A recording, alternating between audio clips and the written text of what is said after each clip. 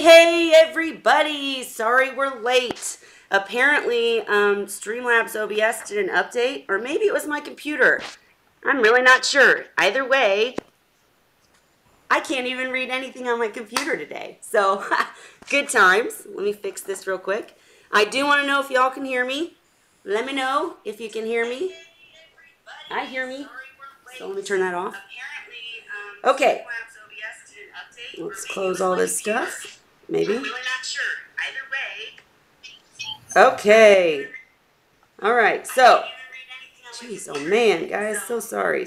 All right, let's do this now. Okay, welcome to Wine Wednesday with the Whisperer. We are on YouTube only today until I figure out what's going on with Facebook. And bottom line is we're actually going to be switching to a different platform so we don't have all these problems. So yay. But I currently have Dan and Lucy with me. And we're here to take your questions and discuss all of the frequently asked questions about keeping seahorses. Welcome, Lucy and Dan. Hi. Hi. And Lucy, if you do want to show seahorse tanks at all in this, just let me know, and I'll make sure that you are the focal point. Dan said hi, I heard. I'm trying to fix this stupid They're ready for nocturnal appearance, because normally I shut down the light at 7, so the light is still on. So yeah, that's when you want. Here, well, I'm going to make you the big broadcast here if I can do that, and present to everybody. You can hear me? Good. Okay. Can you go see if Lucy's the big background right now? It should be. I don't think the chat's working either, but we can see you in the sidelines. So, hi Salty Reef. Hi Cruz. Hi K-Town. Hey, all of you. How are you doing? Here's the link. Oh, Lord, it says sign into chat. We're not going to do that. But here's the link. If anybody wants to join, this is kind of a free-for-all tonight. So, oh, no, that's not it. I think the link's already up there, isn't it? It should have been, but if not, I can certainly get it for you. Here it is. Here's the link. If anybody wants to join, come in and ask some questions. Feel free. And Lucy's showing her beautiful tank as we speak. And we'll start actually talking here in just a second. I just want to get everything all correct, Amundo, I can't avoid the glare of the screen. Okay, guys. I'm sorry, Lucy. Go ahead. Yeah, I say I can't avoid the glare on the screen. We'll have better video going on next week, guys. I see the beautiful yellow seahorse, and I adore that macro. I need that macro, really. What is that species, Lucy? Which one? The big, red, beautiful, rose-looking thing. Alimenia floridana. I thought so. Yep, and I pronounce it completely differently. You say it much more pretty, but yeah, I pronounce it with the French way, so it's probably the wrong way. No, I like your way better. But either way, I had a lot of that stuff, and it never lasts in my display tanks, my macro tanks, my seahorse tanks. So I'm just curious. How long have you had it? I don't know. I have to check on my pictures to tell you exactly. But it's a macro that need pretty much flow. You need the blade to move in the current like this. Yes, absolutely. And let me ask you real quick before we move on to seahorses. Sorry there, Dan. But with the macro, the Floridana, or however it's said, did you actually get it on the rock? Because one of the biggest problems I had with that particular species is I could never get it to attach anywhere, ever. No, it wasn't on the rock. It was free. So I tied by the middle with a zip tie to a piece of rock. Has it attached? No. I did. Okay. Yeah, it never did attach for me, no matter how hard I tried. So, anyhow. Guys, Salty Reef, all you guys, if you have any questions as we go, please feel free to ask. What I realized at MACNA, I've talked a lot. Ooh, Lucy's playing with the macro. I had to be quiet and adore for a moment. I did by the middle. Oh, that's... Yes, that's very smart. You guys see that? That's how you get it to stick. It won't stick, but that's how you get it to stay in the tank and look as beautiful as that. Great tip, Lucy. Great job. I got to do some more stuff with the macros soon, I swear. I keep saying it, and time just flies. Anyhow, I talked a lot about the Women in Reefing event. I finally got the video up today, just a little while ago, and I have not done much talking about the Seahorse and Pipefish event at MACNA. And it was excellent. I had Paula Carlson from the Dallas World Aquarium with me. I had Paul, I never pronounce his last name right, so I won't even try, but Paul was there with me, and so I had a couple of pros, and then I had my particular, part. I was there to play my part as the hobbyist, able to tell people at a hobbyist level how to keep seahorses. And what I realized was people really don't. The old thought process of seahorses being difficult to keep and the understanding about captive breeding making a big difference, as much as I have talked about it and continued to tell people about it, and I thought that everybody kind of knew, I've now realized that that's not at all the case. What is that? Okay, anyways, that's not at all the case, and people really don't know the basics, and they're still looking for the information. So I'm getting to work on the website, and we are here to ask or answer any of your questions. Why am I seeing somebody in the background? Okay, I'm sorry. Anyways, doesn't matter. All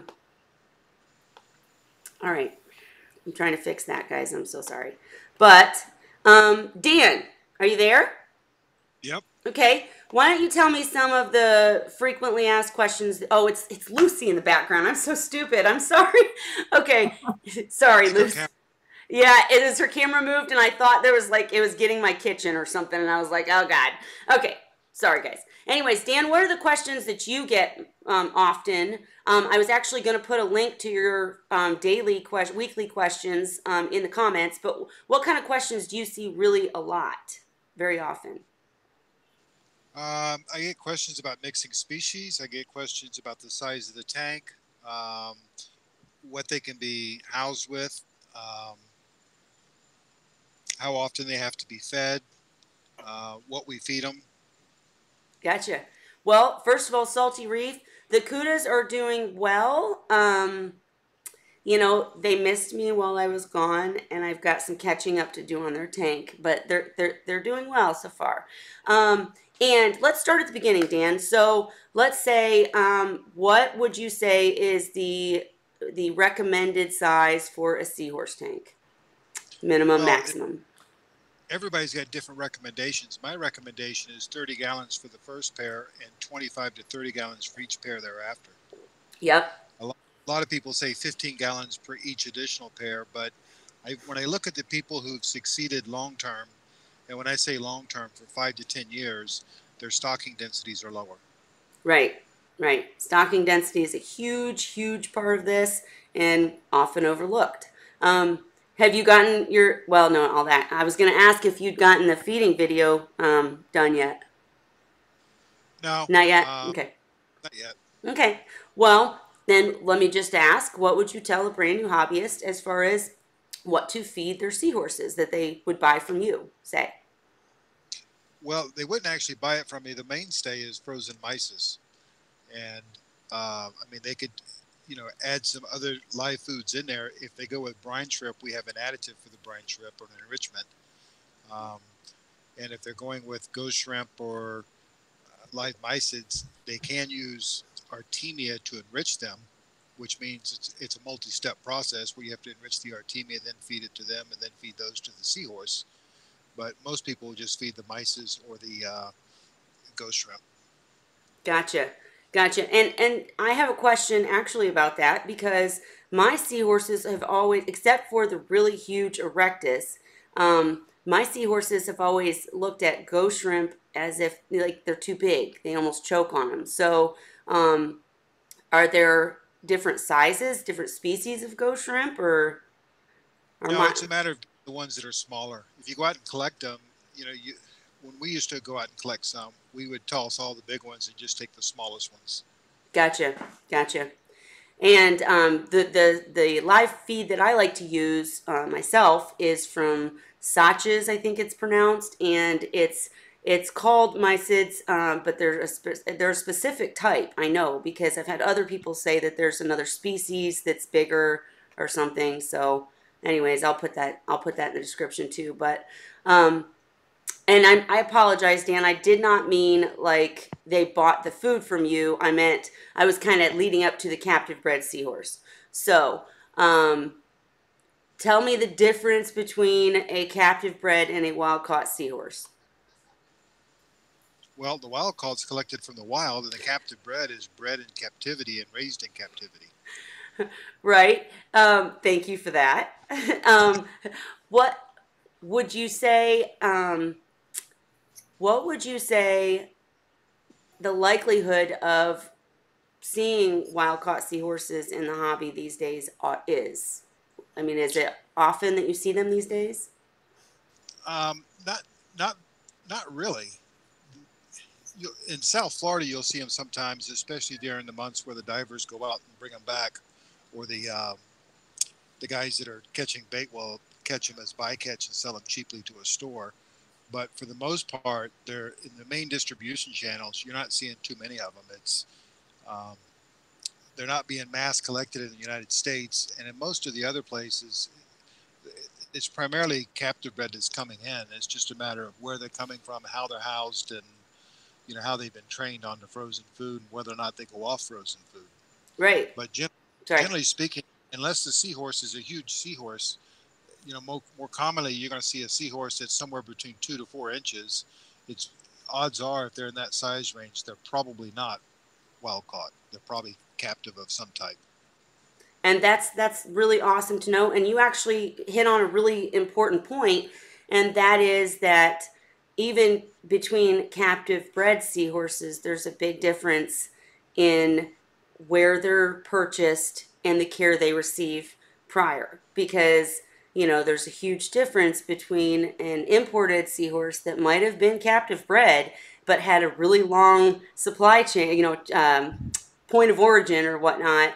And that's going to make a huge difference. Lucy, I am going to ask you more about that beautiful tank in our background, but K-Town Reefer wants to know, what kind of equipment do you need for a seahorse tank? Like filter, skimmer? Dan, you want to field it, or? I can. First Go of on, all, you want the flow to be at least around 10 turns per hour or more. You can increase if you can break up the flow, you can increase it a lot more. You want a high turnover to filter out the organic matter. And as far as the filtration, you want some type of really good, tight mechanical filter. If I'm using a sump, I like to use a filter sock at about 100 microns. Plus, I use a canister in which I filter the water through to collect particulate matter, smaller matter.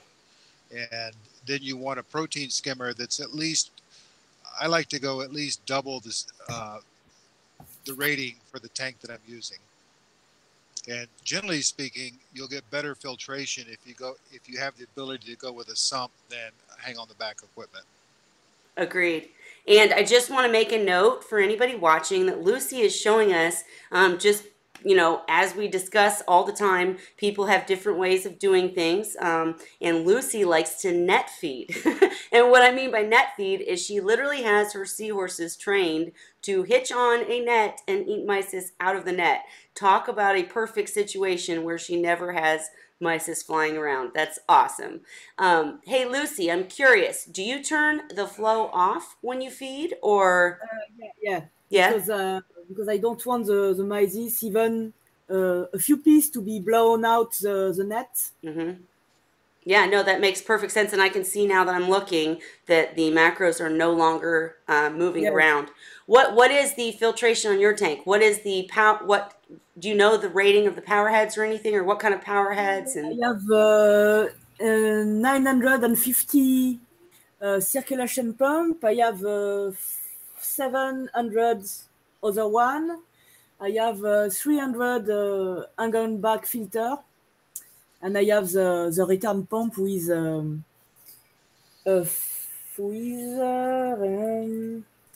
550 gallons per hour. Wow, cool. And so there's a sump, you said, or no? Yeah. Yeah. Okay. And do you have? Go ahead. There is a Tunzi 9,410. Gotcha. I'm sorry. Did you say the skimmer, or do you have a? Yeah, yeah. It's a Tunzi. Oh, the tunes. Okay. All right. I'm sorry. I missed that. Because I'm always curious. I do hear about people with seahorse tanks that don't have a skimmer, and I always am like, how? How do you do that? Mine, I have to clean it like daily. So, on most tanks, anyways. And the Salty Reef said, good thing to point out for feeding. What would the how many times a day do they need to be fed? Okay, I'm going to field this one because this is one that it does make a huge difference if you're talking about adult seahorses, young seahorses, fry, obviously. But for, average seahorses, for someone who's just keeping a couple of seahorses in a tank, I personally recommend 3 to 4 feedings a day. People say 2 to 4 for adults. I think it should be 3 personally. They have stomachs that aren't developed like other fish, and they're used to, even though they're captive bred, even though they're trained by, either born in a captive system and not used to like eating all the time, they actually are used to eating all the time because the breeders, and if you buy from a very good breeder, they're feeding them a lot to get them healthy and ready for your aquarium. And so if you go back down to like 2 feedings a day, I don't know, I like my seahorses fat. So anyways, 2 to 4 feedings a day is the correct answer, I suppose. And it matters on, how much time you have to focus on the feeding. But another alternative is to, as we were talking about earlier, maybe throw in some live foods that can kind of keep them happy in between feedings. That helps. And enriched foods, obviously will do a better job than just frozen. So variety is key. Anyway, anybody else have a thought on feeding? For working people, it's usually easiest if they feed in the morning before work, when they get home from work, and then later on in the early part of the evening. That's exactly how I do it, actually. And my poor seahorses are on a different schedule. We're kind of late nighters, so. But as long as you have a schedule, they do seem to really care about having a schedule. If I get up late, they're sitting at the glass saying, "Where's my food? This is not cool." Lucy, how often do you feed? 3 times a day, and they also have constant amount of shrimp in the tank. See, for example, there is one small kind of ghost shrimp here. There is hermit to eat, and there is live shrimp everywhere in the tank. I think it's extremely interesting that the seahorses will still hitch on the net and eat the frozen even when there's live available. That's really cool. Yes, because they are lazy. Well, yeah, they're lazy. Okay, I'll go with that. But each seahorse have his favorite species of shrimp to eat. And didn't you tell me the other day that they seem to like certain species more than others? And yeah, sure. And each individual have preferences, his own preferences on species. Gotcha. And do you do anything to the feeds before feeding them? I mean, like, have you ever had any trouble because they were collected, or no? No, sometimes I give them right away. Sometimes I keep them a little bit and I enrich them. Gotcha. Cool. Okay. Well, I've had something else to say, but I've lost it looking at your beautiful seahorses. They're so yellow. Did you? I saw you post the other day. Didn't an orange one turn yellow? Yeah, he's here. He's hitched on the pump, the circulation pump. I don't know if you see it, and he's turning yellow. Gosh. And he's super pregnant. I don't know if you see it well on the video, but he's. I think maybe tomorrow morning he's done. I don't know. I think in the video my big head's in the way, to be honest. But anyways, we'll see him when he swims around. And that's interesting to me, Dan. Dan, why do you think her seahorses are all turning yellow? Yellow's the easiest color to get them to turn to. Yeah? But I just see a lot of red in the tank, and not the yellow plastic chains and blah, blah, blah. Obviously, seahorses do what they want. We know that, but I just find it interesting. Any thoughts? When I put a lot of red in the tank, they typically turn to a dark, almost black. Right. Yeah. Red doesn't seem to pull red out of the seahorse for some reason. I'm personally thinking, looking at Lucy's tank, that it's just that they're so freaking comfortable. I mean, that looks like heaven for a seahorse. I love all the macros. They're just so awesome. But anyways, okay. So let's see. I've also seen people feeding live baby mollies converted to saltwater to seahorses. Well, babies, I guess that would make sense. I guess. I had mine don't take it, but I have some other who take fry. Yeah. See, I had mollies in my. Actually, now that I'm thinking back, I think the mollies that I had when I first set up my Erectus display, I think when they had babies, it became a treat. So I guess that's true. I'm wondering, can you enrich those kind of foods? Like if you kept mollies in a separate system, you can enrich the fry, right? Or are they too big? You'd have to enrich the brine to enrich them. Do they eat brine? Yeah. Yeah? Okay. I was just curious. I'm rambling. Okay. Anyways. Okay. So what else are common questions that people ask? What else did you mention, Dan? Oh, gee, you want to ask me to remember something? Well, we can't expect me to. How to see the difference between male and females? Yes. Lucy, would you like to show us? Yeah. This one is a female. If you look at the belly, she have a bad angle. But wait. Lucy's going to show us how this is done. Je vais l'embêter un peu. Allez, viens. Allez.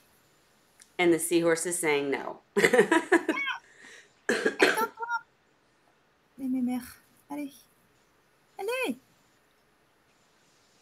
I think they actually listen to her because she speaks French to them. Thinking it's a thing. Allez, viens. Allez, viens. No, I don't want to come. There we go. Okay. So if you look at the belly, yes. Maybe you can explain. You will do it better than me. Okay. Well, looking at the seahorse, I'm not holding it, but if looking at the bottom part of the, I'm trying to point. That's not very good. Dan, if you want to take over, feel free. But looking at the seahorse, it has the rounded belly, not as broad a chest. And then at the bottom part of the seahorse, it literally cuts into the middle. And that's where basically it has an ovipositor and it has a fin. The fin also kind of is more obvious because of the fact that the stomach like literally cuts in and then goes to the tail. Whereas with a male, you got a male to show us, Miss Lucy?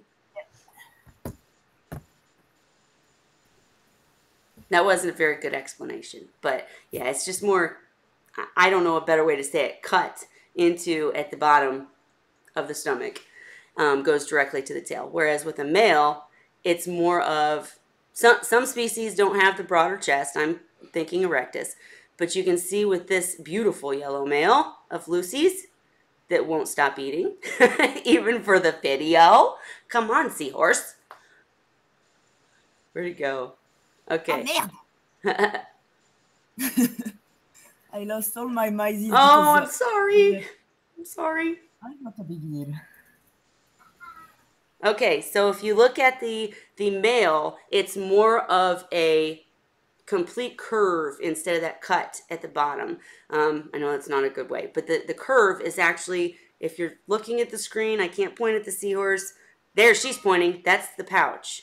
And on some species, it's going to be almost even a different color. It will bulge out when they're flushing and, showing off for females, and it obviously bulges when they get pregnant. But I personally have seen seahorses that are, young and growing that will look like a female and have that completely rounded cut back to the tail kind of stomach, then they'll get a dark spot right there on the tail, and it'll start to get bigger, and then it will turn into a pouch. But, you know, on bigger seahorses, you can tell by that completely oval, maybe? Nah, that's not the word. Dan, help. What did you tell about the spots? Female looks like a P and the male looks like a D. Ah, there you go. P and D. There you go. That's perfect. Thank you, Dan. And the Salty Reef pointed out that a lot of people still don't know the males carry the eggs and give birth. Absolutely. I mean, seriously, guys, at MACNA, I was just shocked. And we did have an audience of a lot of people who did know what they were talking about. We had people from schools, from colleges, from public aquaria, but we also had hobbyists that you know, I realized that what we're doing does still matter. even though we repeat ourselves sometimes, it matters because a lot of people don't know. Some people even think seahorses are not real. Right. Like they are mythical animals, like unicorn. Mm-hmm. Did I tell you about this sheriff that came at home because the alarm wasn't shutting down because we couldn't remember the alarm code? So he went in the house and we were upstairs.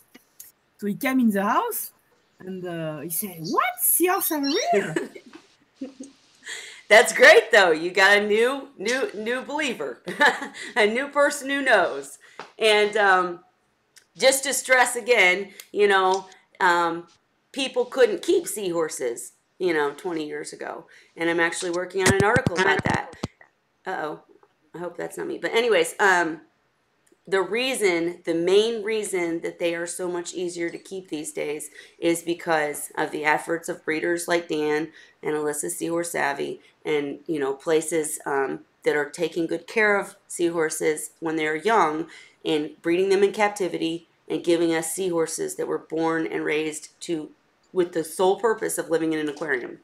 And it was really exciting, too, to talk to other people who may have had a different opinion about seahorses back then because they were always wild caught, and today, you know, are supportive of hobbyists keeping seahorses because of captive breeding efforts. So really cool. And that seahorse is just beautiful. And anybody watching it, you know, if you look at that seahorse, you can see the pouch. You can see the male pouch. It's very cool. What else? What other questions do we usually get, guys? What are some of your questions on your daily or weekly feed, Dan? Oh, shoot. There's a long list of them. I know. I'll link to it, but...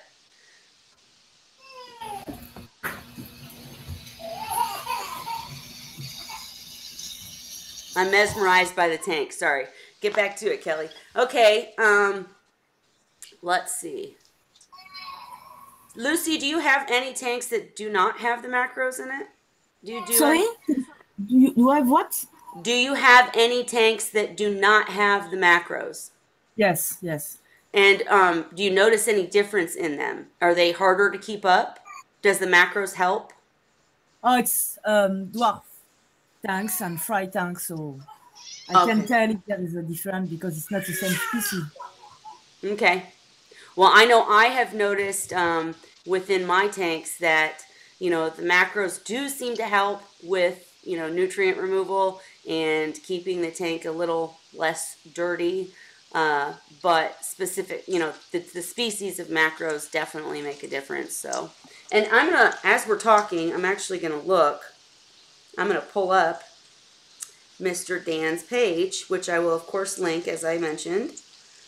But we can pick a couple questions here. And, but yeah, at MACNA, it was pretty incredible to see all the people that are interested in seahorses. And we've covered, let's see, let's go to seahorsesource.com. And he's got lots of new articles, lots of new stuff up. And let me get there, guys. Sorry. This is impromptu. Anybody wants to join, come on in.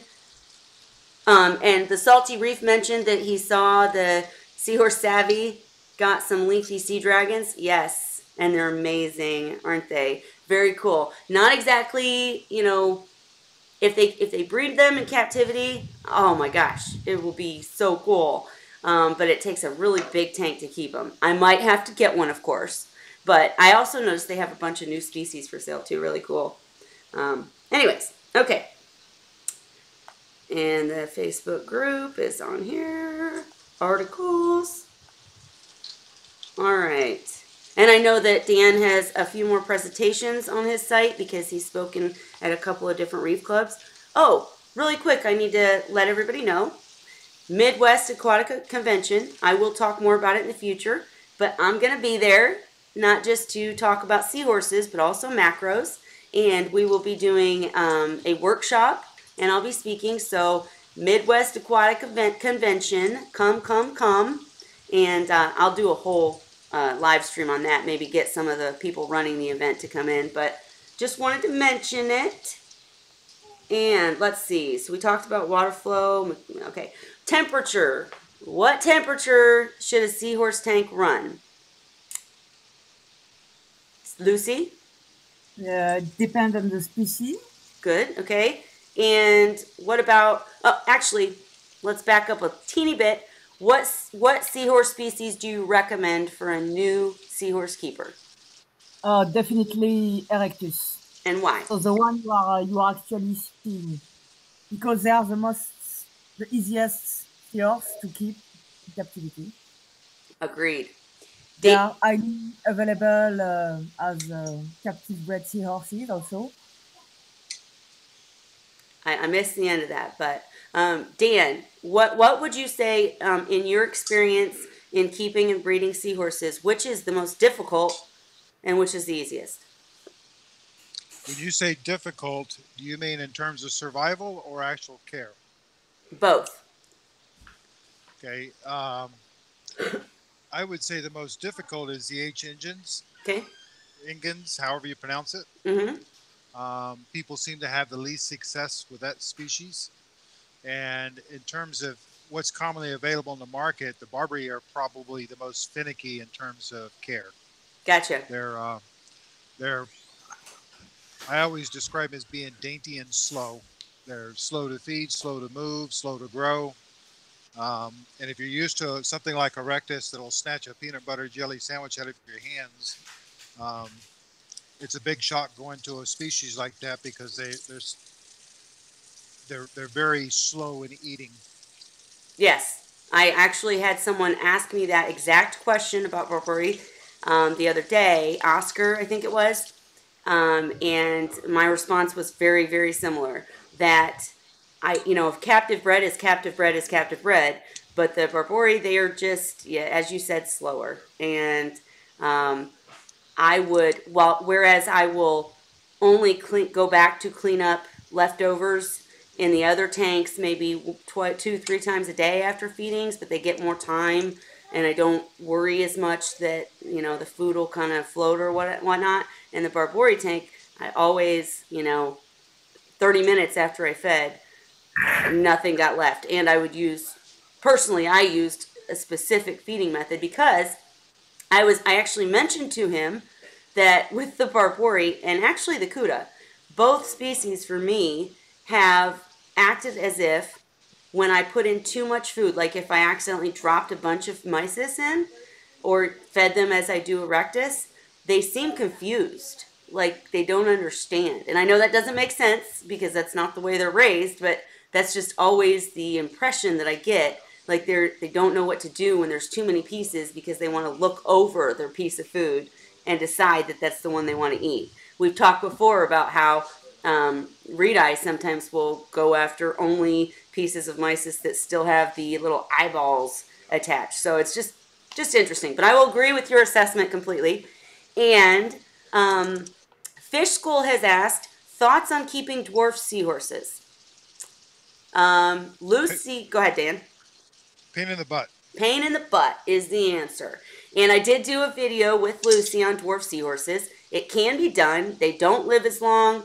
They're typically not captive bred.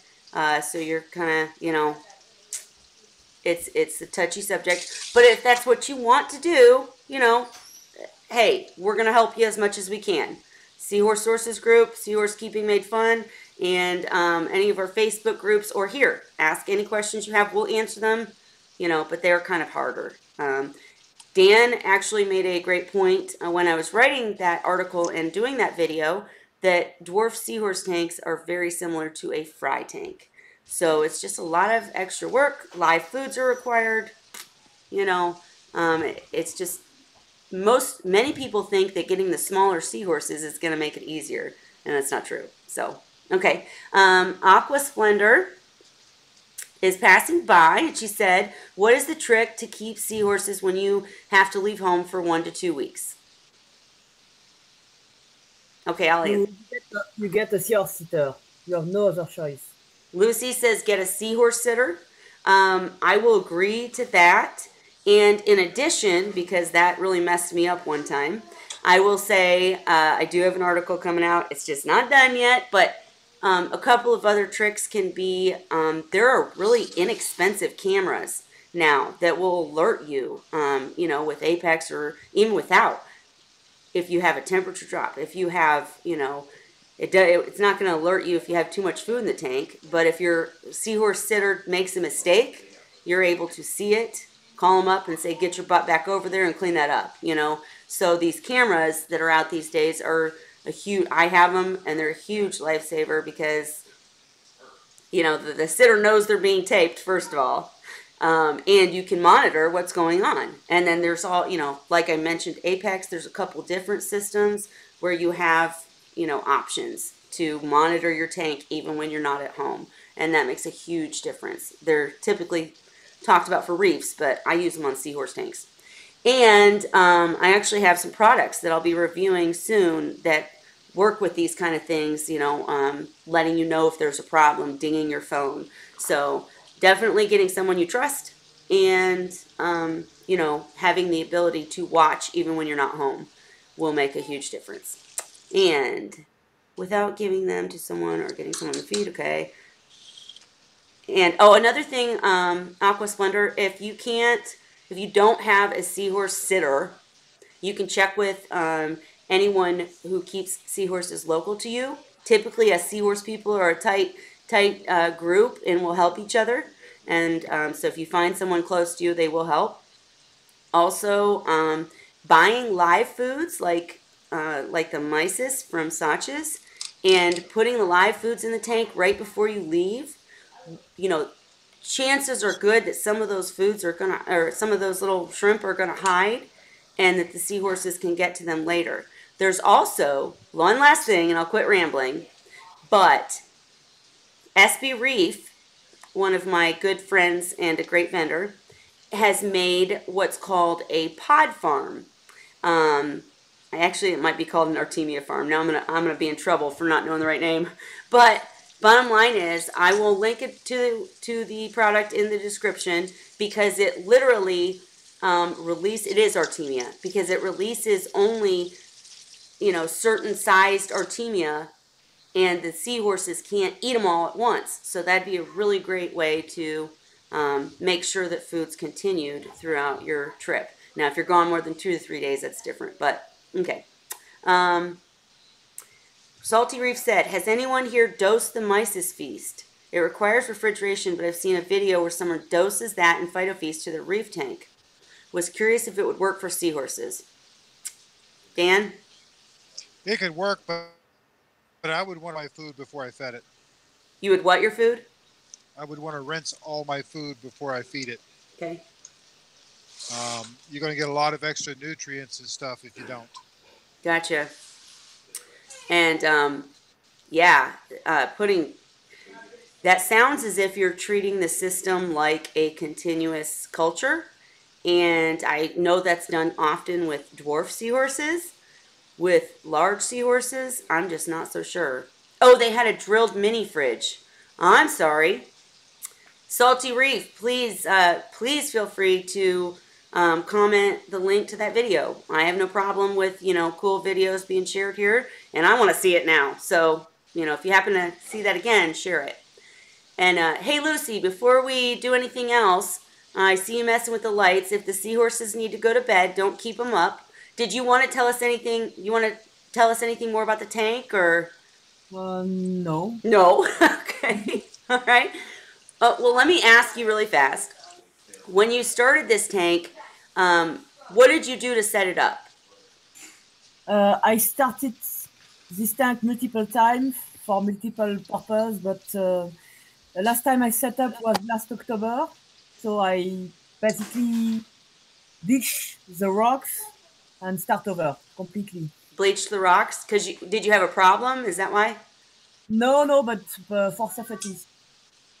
Because it Phosphates? was safely because it was originally live rocks, and Okay. I don't want to have epthesia or Bristol worm or Right. anything like that. So I am completely free of these pests, and it's totally safe for the seahorse. Now, have you ever had any trouble with the pests coming in on the macros? No. Really? Yeah. Well, I'm jealous because I have.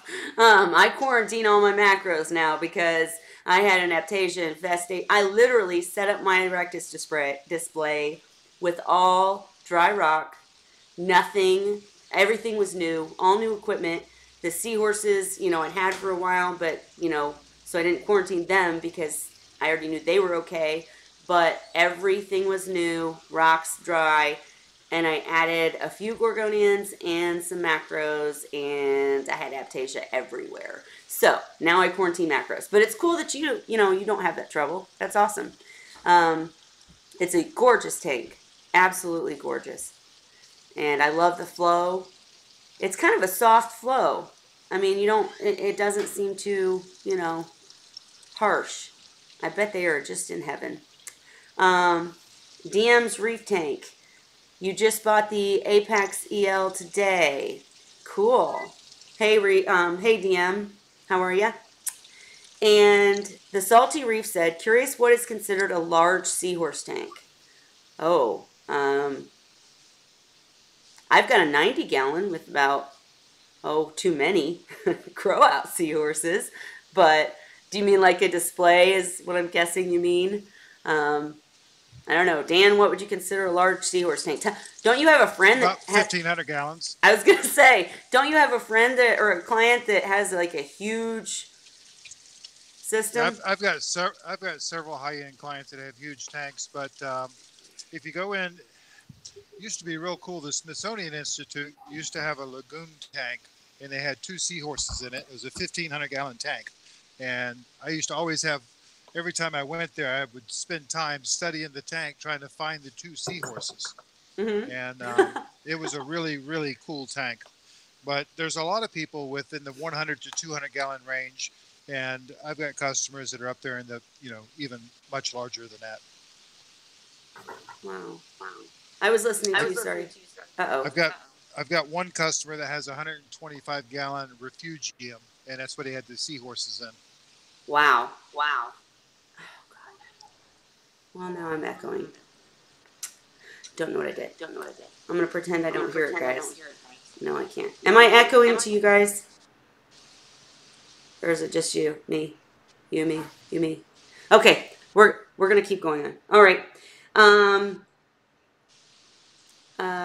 Anybody have thoughts on lighting a seahorse tank? Lucy, if you're still there, I'm curious to your response. And she's not there. But yeah. okay. What is your question? My question was lighting a seahorse tank. Is there anything you consider? Most people say you must not put bright light, but what I see in the wild for wild erectus is sometimes they are in very shallow under the Florida sun, with pretty bright. So, bright light doesn't seem to bother them, at least for mine. So, I don't know. Gotcha. Well, the only thing I have to add, I was trying to see why I can't give you guys a link in case you wanted to join. I'm sorry. I'm done with Hangouts. It just sucks.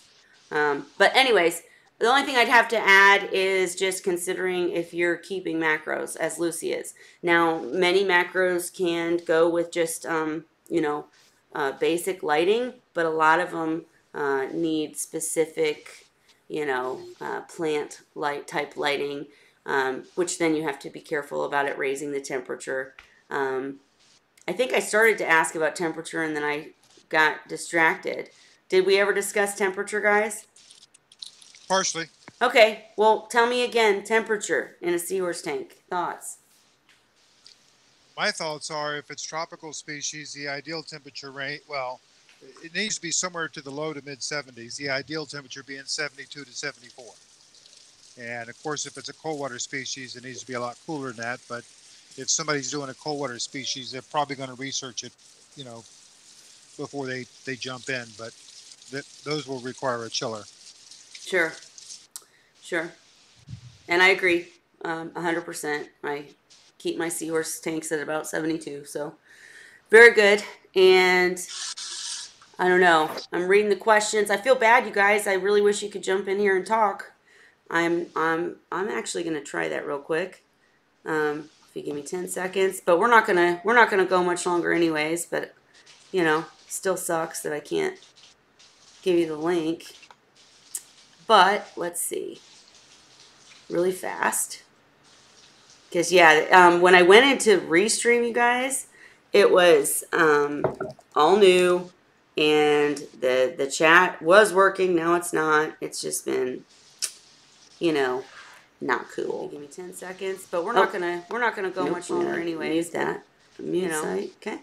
Here, let's see. If anybody does want to jump in just for a second, feel free. There's the link. You know, we're just chatting. Lucy noticed that there's a lot of questions that you know are being asked, and so we wanted to do another basic facts and let people ask questions. But next week we'll be back with guests, and I don't know. All right, let me see. One more thing I wanted to say, as I talked about earlier, I just love the question, the ongoing question answer situation in the Seahorse Source group. So where is that on the site, Dan? On your website? What's that? The links to the past questions? Yeah, is it on links? It's no, it's in the under articles. Okay. I'm looking. Forgive me, I'm working while we're doing this. No, you're okay. You're okay. We're just rambling today. No biggie. Seeing if anybody has questions. And 6,500K, I saw Lucy say. Yep. 5,000 works too, but okay. On this, just to let you guys know, I don't know if I can focus in, probably not, but on the Seahorse Source site, it's not just selling seahorses. There's a lot of articles. How to prevent pouch emphysema, how to give a freshwater dip. You know, I typically promote my own site, but he has a lot of really great articles that I don't even touch because, you know, yeah. Anyways, let's see. Well, I'm not seeing it, Dan. Oh, topic of the day. Silly me. I found it. It was right at the top. Okay.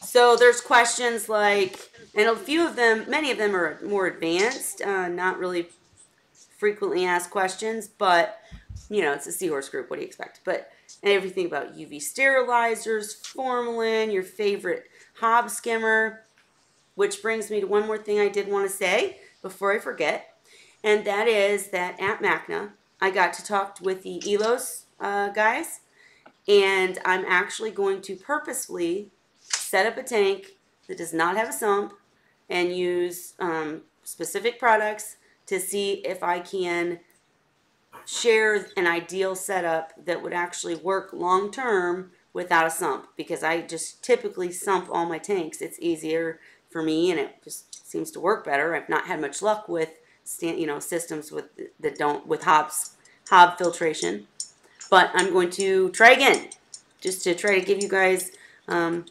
alternatives, different ways to do it. Okay, Salty Reef said, aren't macro seahorse tanks basically the same lighting as a freshwater planted tank?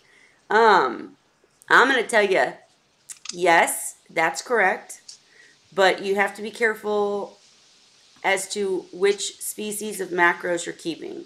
For instance, if you have basically Lucy's tank with the grasses and the, I don't think she has Caulerpa, but the Caulerpas and the fast growing macros. The left part is, you know, the green ones on the left part, it's all Caulerpa. Okay, then she does have Caulerpa. All right, and there's nothing wrong. I mean, you know, it's what you want. If the point I'm trying to make is if you use macros, make sure that you choose macros that are the same type. And what I mean by that is if you're going to use Caulerpas, only use other fast-growing macros, or as Lucy has done, she puts the slower-growing, more exotic macros towards the top, so they're getting more light, because the Caulerpas and such will grow really fast, take all the nutrients, and you know, the more you harvest, the more they take up, and blah, blah, blah, blah, blah. So the lighting I have also noticed is particular to the species of macros. I have display tank macros, and I have filtration macros. And the filtration macros absolutely like freshwater plant lighting. The display, deeper water, pretty, you know, blue and red, you know, macros, they prefer more of the reef lighting. I got a video coming. But the bottom line is, when I tried to put them under freshwater plant lighting, excuse me, all I did was get a bunch of algae on the glass and, you know, a bunch of turf algae on the rocks and yuck. And the deeper display macros did not do very well in that particular system. So, you know, kind of depends on which species you're dealing with. But Caulerpa's definitely 6500K. Kind of like a reef tank, higher light corals go to the top. Absolutely. Absolutely. Yes. Perfect way of saying it. And let's see. Okay. Ooh, I'm curious, Dan. I missed the question that said, do you have a favorite book relating to seahorses? What were did you get some good answers, and what's yours? Oh, I don't know that I have an actual. Probably my favorite book is Nova's book on fish disease, but it's not specific to seahorses. Most of the books are outdated, but I was trying to get people to pitch in, and there was a couple of mentions. And in fact, there was one that I gotta go find out what the name of it is. There was a relatively new book on the basics of keeping seahorses, and it was actually pretty decent. I skimmed it. I haven't actually sat down and read the book. Let's see if I can go get it real quick. Chris is the one who mentioned it. Oh, yeah? From Australia? Yep. Awesome. Hey, Dan. Dan, when are you writing a book about seahorses? Chris's recommendation was Seahorses as Pets, a Seahorse Complete Owner's Manual. Oh, cool. By Edward Eddington. Lucy, I'm not going to write a book. Too bad. What I'm going to do instead, and all I've got is an introduction done, is I'm going to put chapters on the website so I can edit them as time goes. And it'll become a book. Sorry. Right. The problem is when you have first of all, printed books just aren't selling like they used to. And by keeping it as on the web as an article, you know, each chapter being an article, I can update it as I go, as it needs to be updated. Makes sense. No, and I understand, because books become outdated so quickly. We learn things.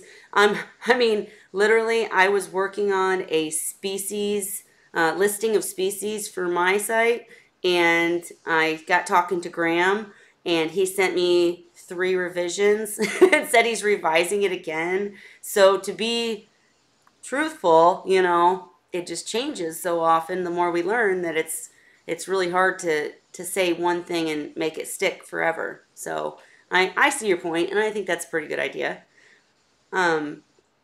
The Salty Reef said, what's a good cleanup crew for a seahorse tank?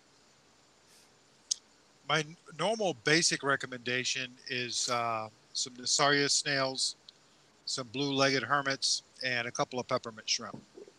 Really? That's interesting. I've always steered clear of the hermits. I don't. Go ahead. The erectus are hilarious because when they get bigger, you will get to a point to where you can't keep them because the erectus will peck them till they get them out of the shell and eat them. You're kidding. Nope. Exactly. Did you see at the beginning of the video, just before I put the net with the mysis, I put some stuff just before it was hermit crab. And I mean, and your seahorses will eat them? Yeah, totally. I love it. I love it. Not Well, all, but the two male for sure. the two And males? they can wait and stay very still a long time. They wait for the hermit to get out the shell. That's so funny. I think that's great. There's a lot of things that, someone will say don't do or whatever, and it's because of an experience they had. It doesn't mean it's the same experience for everybody, and there's just a lot of right answers. I have personally stayed away from crabs just out of probably pointless fear, and now I'm about to go get some crabs. But anyways, Salty Reef pointed out that the blue legs stay smaller, and that's pretty funny. K-Town's talking some French stuff. I'm jealous. Not cool, K-Town. But anyways, so there you go. They say yay to the crabs, and I've stayed away from them. Go ahead. Hermit crabs specifically, not any crabs. Right. Yeah, I've heard a lot of, as I just said, some of these stories aren't, whatever. But I've heard a lot of stories about emerald crabs turning into kind of jerks, whether in a reef tank or a seahorse tank, and causing problems long term. But, so I guess the bottom line, we go back to that risk tolerance thing. And you can do a seahorse tank with just snails, but you're keeping treats from your seahorses apparently. And the hermits do a lot of things that snails can't. So, I mean, I'm seriously thinking about some hermits now myself. So there you go. And let's see. I'm just trying to see if there's anything else, guys. If there's any other questions, let me know. Lucy, were there any other questions you wanted to cover that I did not? Wait. Okay. No, I don't see anything, but after we finished, I'm sure I will find many. Okay, I know, right? That's every time we stop, I'm like, oh, I meant to say that. The Salty Reef said, has anyone kept blood shrimp with seahorses? Yeah, they will be eaten because they reproduce too slow and they won't last. Lucy, which shrimp has done the best as far as reproducing fast enough to stay in a seahorse tank? None. Oh, none. Now, see, my peppermints are still. But now, listen, I'm gonna have. You know what? I have peppermint shrimp larvae now. I raise in another tank again. You're raising the shrimp? Yeah, the peppermint that were born last week or the week before. I don't remember. How did you collect them? I put them in a small box just before the egg hatch, and then I collect the larvae and I put them in a tank and I feed them, and it's super easy to raise. In fact. Really? Well, I'm gonna have My sister used to raise them. I'm gonna have to get some instructionals from you guys, because I have peppermint shrimp in my Erectus display that are, I swear to God, like this big. They're just, I mean, not that big, but they're huge and they're bright red, and the tank's a little bit of a mess, so they're probably getting fed well. And the bottom line is they reproduce, oh my gosh, constantly. And I've constantly come to the tank and there's little swimmies all over, and the seahorses are snicking them up, and it's a great food, but I would love to raise them. So I'm gonna have to. You know what? The females that gave me the eggs and the larvae, they are 2 centimeters. They are super small. They're not even an inch. I'm surprised to see that they breed at very small size. Really? Huh. Yeah. Now I'm wondering. If you're gonna do peppermint, you need a larval collector. Gotcha. That was really my problem, is I was like, how in the world am I supposed to even get them? So where do you recommend getting a larval collector? I know I've seen them, but Chad Boston from Boston Aquatics sells one. We used to make our own, and basically what you're looking to do is have an air-driven way of moving water and pull, and ideally a light source right there near the top. And when the shrimp release the larvae, the water, they go up top and towards the light, and they get pulled into the trap. Very cool. I think Chad Clayton either uses the Vossen trap or has one also. I'm not sure. But I'm going to look into it because I want to do this now. And K-Town Reefer was responding, I think, to the blood shrimp with seahorses and said that they would irritate them. Does that sound right? Or anybody? I don't know anything about blood shrimp, to be honest. I don't either. Okay. Well, we don't know. Sorry. Probably. If you think that they would, steer clear. Is my 2 cents.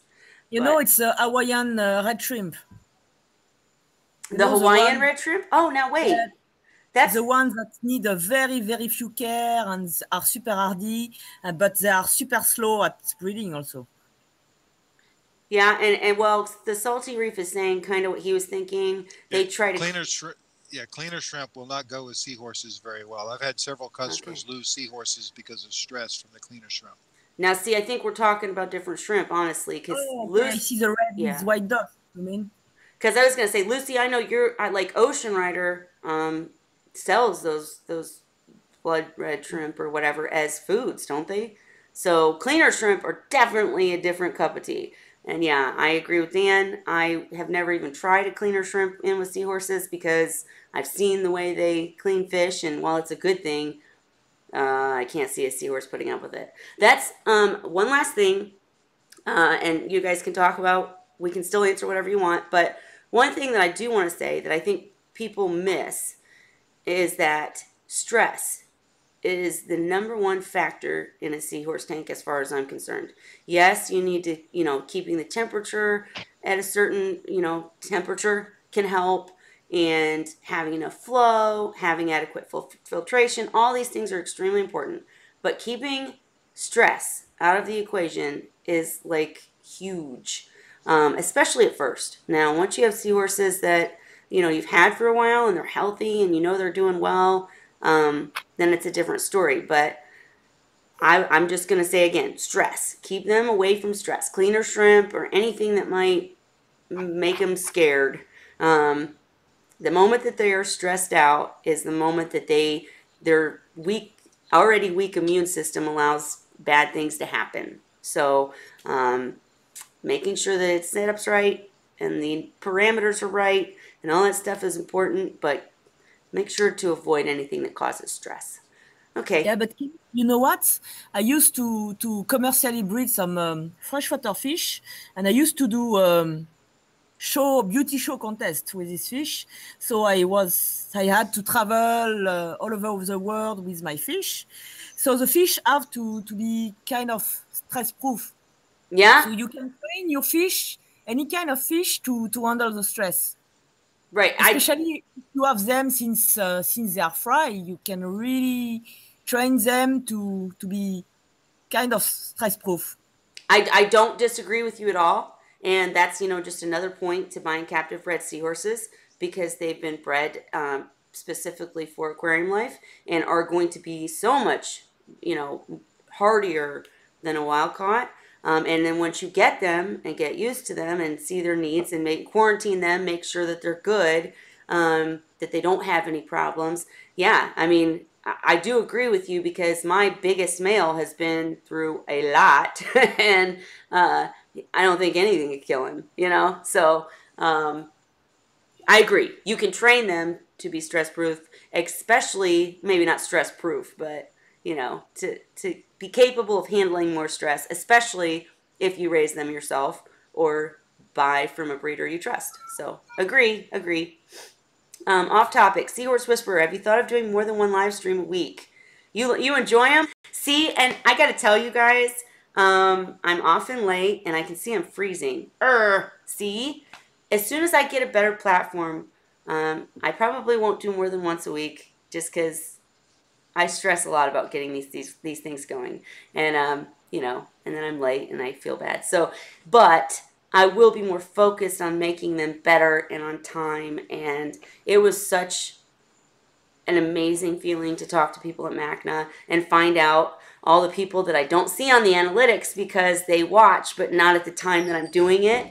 And I really appreciate that people actually enjoy this. And so if you have any suggestions about guests that you want me to bring on, please say so. And then, starting next week, I'll try to make it easier for people to join, because I definitely want to promote that community, helpful kind of thing. But thank you, because that means so much to me. You just don't even know.